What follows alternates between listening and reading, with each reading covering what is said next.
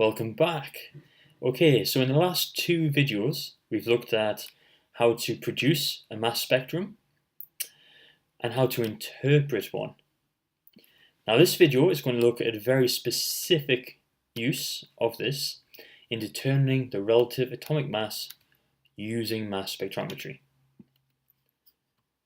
So we only have one learning target for this video, to be able to work out the relative atomic mass from a mass spectrum.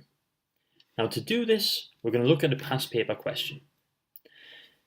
Now if you put an element into the mass spectrometer to get a mass spectrum, because different isotopes have different masses, you're going to get different peaks on your mass spectrum. So in this instance, we have two peaks, which represents two different isotopes. Now in the real spectrum, you would get other lines for the 2+, possibly even the 3+ ions, but you're very, very unlikely to get a question like that. It's much more likely just to show you the peaks, one each for the different isotopes. Now, hopefully you can remember how to work out the relative atomic mass if you are given data either as a percentage or as what seems like random numbers, but what are actually a ratio. Now, when you use mass spectrometry, you will be using these numbers. So where do we actually get these numbers from?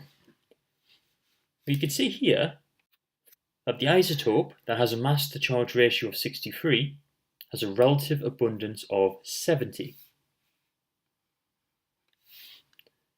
So this is our first number. The second isotope that has a mass to charge ratio of 65 has a relative abundance of 30. Now in this question, because it's only a one more question, they've been quite nice, and it's quite obvious that the lines match up with the numbers on the axes. This might not occur. You might have to work out what the number is on the axes, but you just follow along from the top of the line, top of the peak, and see what number this represents on the y-axis, the axis for the relative abundance. And once you've done this, the calculation, just like before, is relatively simple.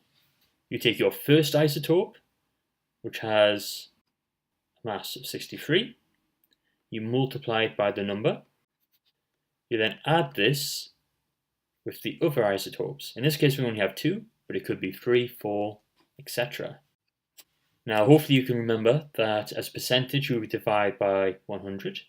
For numbers, you would add up the numbers and divide by that. In this case, our numbers add up to 100. So we just divide by 100. So if you get out your calculator, it gives us an answer of 63.6, which is obviously one of our answers. Very straightforward, okay? It's no more complicated than the normal relative atomic mass questions you've looked at previously, okay? Just remember that the numbers you use in the calculation come from the y-axis, which is normally labeled as the relative abundance. So a very quick video this time, just looking at one aspect of mass spectrometry. So hopefully, if you're given the spectrum of an element, of the different isotopes of an element, you should be able to work out its relative atomic mass. Just the same calculation as before, you just have to read the numbers from the spectrum. Okay, make sure you've completed your notes, and I'll see you in class.